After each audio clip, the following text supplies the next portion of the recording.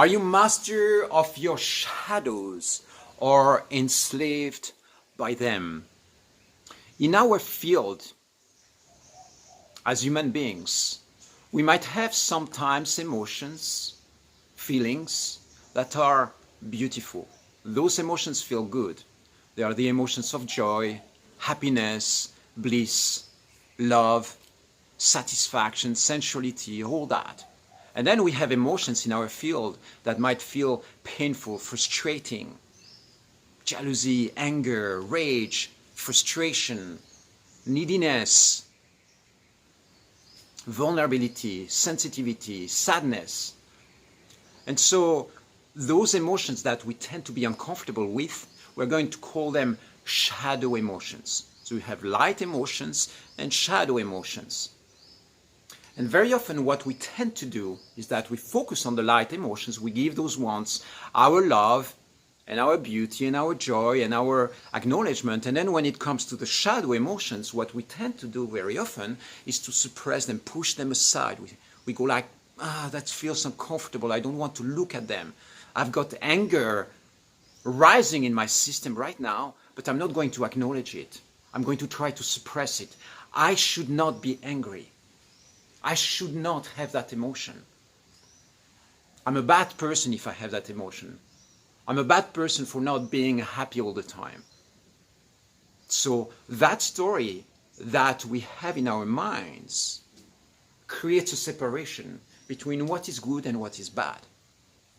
And so we judge, or we qualify, or we label those emotions as good or bad. Now, what we want to do to evolve that model is when there is a shadow emotion, instead of trying to suppress it, we're going to welcome it.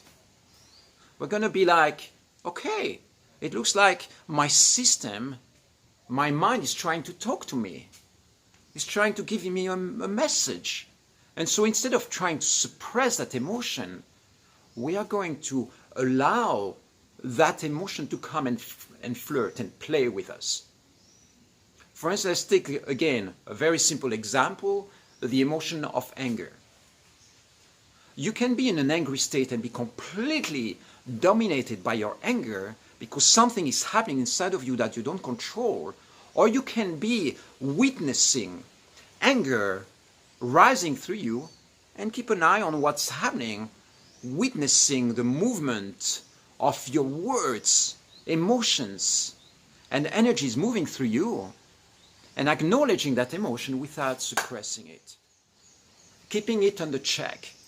You don't throw yourself against the walls. You don't hurt somebody. You don't burn your house down. You don't self-inflict pain on your body. You are witnessing these emotions and witnessing like, wow, the intensity. And then you witness, where does that emotion come from?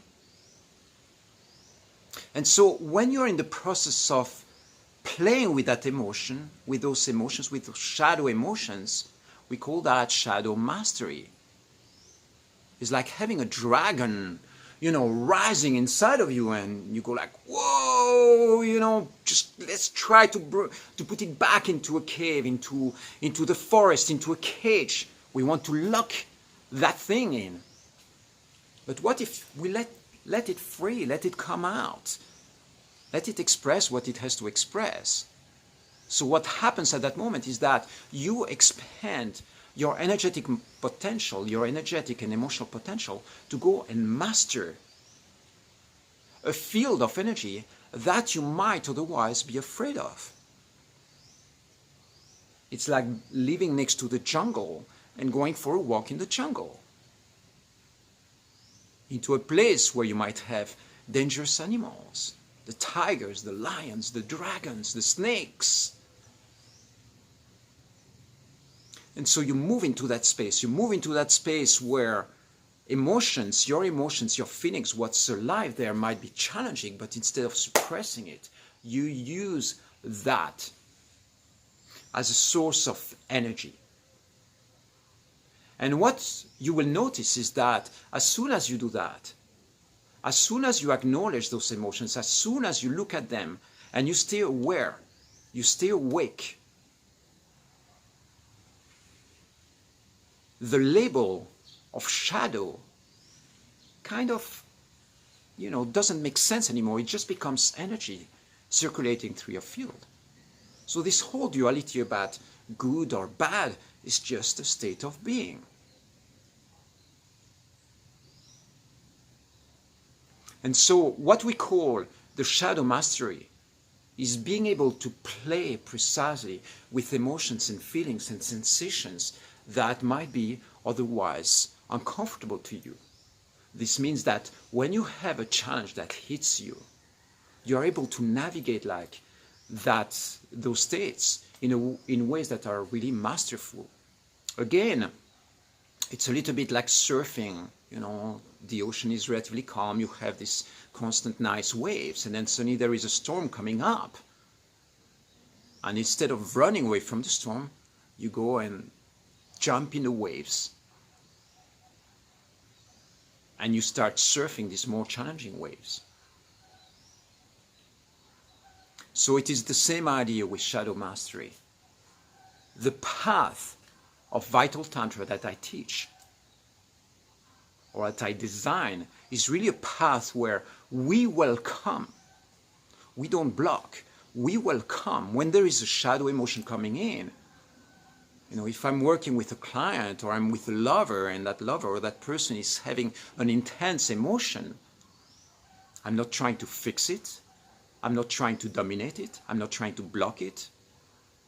And as much as possible, I give space for that emotion to be expressed within a certain context or within certain boundaries, within a certain timing. But basically, we open the space for these states of being to be acknowledged and to be seen. And so the whole process, there are different protocols, different ways of allowing these shadow emotions or shadow states to be expressed in a safe way. But basically the idea is allow rather than blocking and suppressing. So this means that when I notice a shadow in somebody, in a person, instead of going to that person and being like, there is something wrong with you, you've got to fix that, you've got to change that, my story or my narrative around that will tend to be something that sounds like this. I can witness that right now there is anger, there is rage, or there is sadness coming in you. And that's what makes you beautiful. That's what makes you human. I receive that as a witness. I allow that emotion to be expressed. There's nothing to be fixed. There is nothing to be changed. You're perfect the way you are, with your lights and your shadows. You see how different this is. In the first version, if I respond or if I react, if we react to those emotions, we are going to block, try to push them away. But they won't go away because they are a source, they are something, they are an instinctual aspect of our nature that wants to be expressed. And so trying to suppress it, by disciplining ourselves and standing still in, I'm fine, everything's all right. No, everything's not all right, obviously. Something intense is happening in your field, and it's important to find a way of channeling or expressing that or bringing it to the surface. Sometimes it might be through dancing or movement or jogging or doing some kickboxing if the emotions are intense. Dancing, singing, channeling all that through, your creative power, through music, through poetry, spoken word. But the point is this, it is that instead of trying to suppress that, we bring all those shadows to the awareness, we bring them to the surface, and we give them space to be voiced, honored, and realize that it's part of our humanness to have both light and shadows in our being.